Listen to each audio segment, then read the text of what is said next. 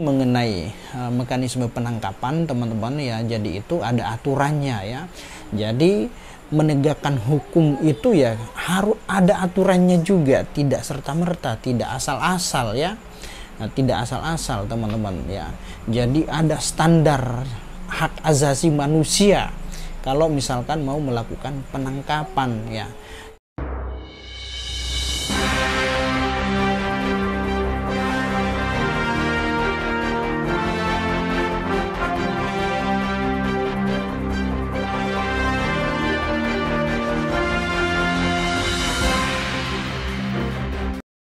Halo teman-teman, nah masih ingat gak kasus penangkapan Bang Saiful Djamil yang dilakukan oleh tim dari Polsek Tambora dan Polres Jakarta Barat ya, karena diduga telah melakukan tindak pidana penyalahgunaan narkotika ya.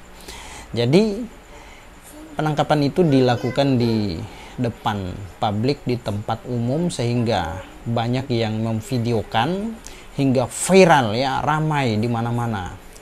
Ya, kita lihat mobilnya, kendaraannya dihentikan secara paksa, lalu kemudian ditarik keluar dari mobil secara paksa, diborgol, dimaki-maki, ada bahasa binatang juga yang keluar teman-teman ya.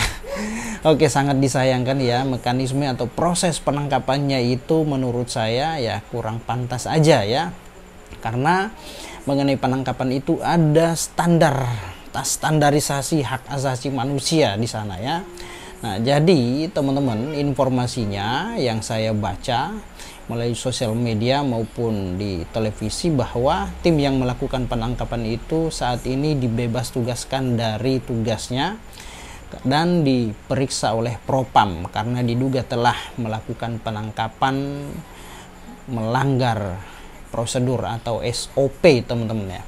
Jadi teman-teman, penangkapan itu ya itu tidak boleh dilakukan asal-asalan ya, ada aturannya ya, diatur di dalam hukum acara atau KUHAP teman-teman ya. Selain itu juga diatur di dalam peraturan Kapolri nomor 8 tahun 2009 tentang implementasi prinsip dan standar hak asasi manusia dalam penyelenggaraan tugas Polri ya. Jadi mengenai penangkapan itu ya ada aturannya, ada prosedurnya, tidak asal tangkap-tangkap saja teman-teman ya.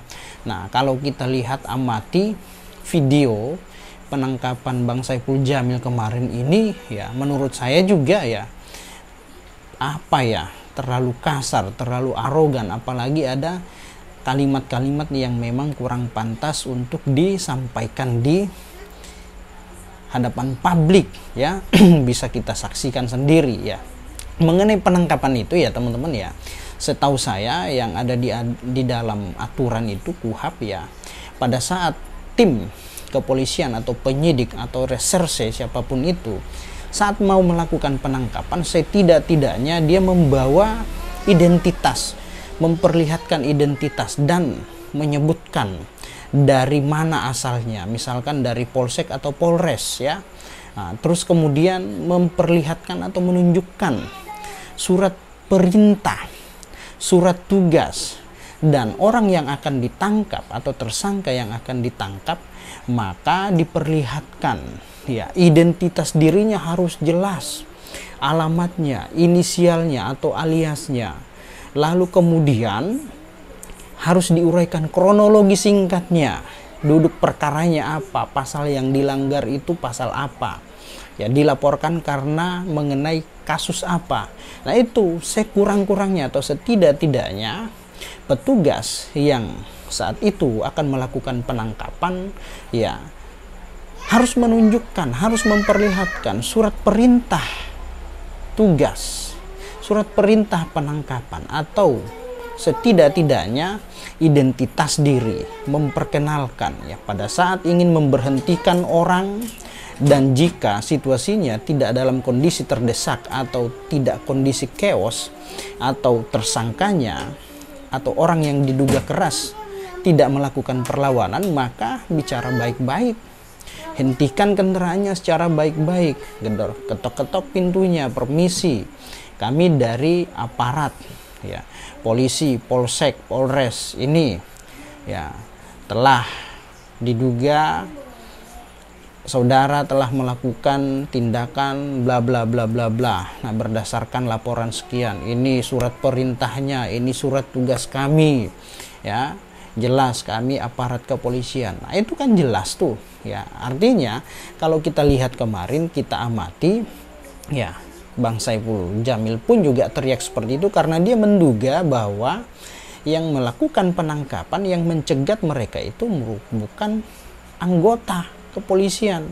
tapi disangkanya begal. Nah, coba masyarakat yang sedang menyaksikan atau melintas di sekitaran itu merasa terprovokasi dengan kalimat Bang Saiful Jamil. Ya, bisa babak belur juga itu aparat kepolisian, bisa dimasa dia. Karena sebelumnya dia tidak menunjukkan identitas, tidak memperlihatkan identitasnya, surat-surat tugasnya, surat perintah penangkapannya, ya, terkait penangkapan atau operasi tangkap tangan boleh dilakukan tanpa menggunakan surat tugas atau surat perintah penangkapan terlebih dahulu, namun setelah dilakukan penangkapan baru dilaporkan dulu, baru diterbitkan surat-suratnya ketika situasinya sudah aman, sudah kondusif, ya. Seperti itu, ya. Balik lagi mengenai mekanisme penangkapan, teman-teman, ya. Jadi itu ada aturannya, ya. Jadi menegakkan hukum itu ya harus ada aturannya juga, tidak serta-merta, tidak asal-asal, ya. Nah, tidak asal-asal, teman-teman, ya. Jadi ada standar hak asasi manusia kalau misalkan mau melakukan penangkapan, ya. Ya, tapi ya itulah, kita apresiasilah kepada aparat penegak hukum, khususnya kayak Polres Jakarta Barat kemarin, ya, sudah melakukan pemberantasan narkoba. Namun di sisi lain, ya, kita juga harus dukung kepolisian untuk menindak anggotanya yang melakukan tindakan-tindakan yang di luar daripada ketentuan. Nah, itu, teman-teman, ya, biar yang lain juga paham dan mengerti ternyata mekanisme penangkapan itu ada aturannya, tidak serta-merta. Nah, oke, demikian, semoga bermanfaat. Assalamualaikum warahmatullahi wabarakatuh. Salam keadilan, hidup rakyat Indonesia.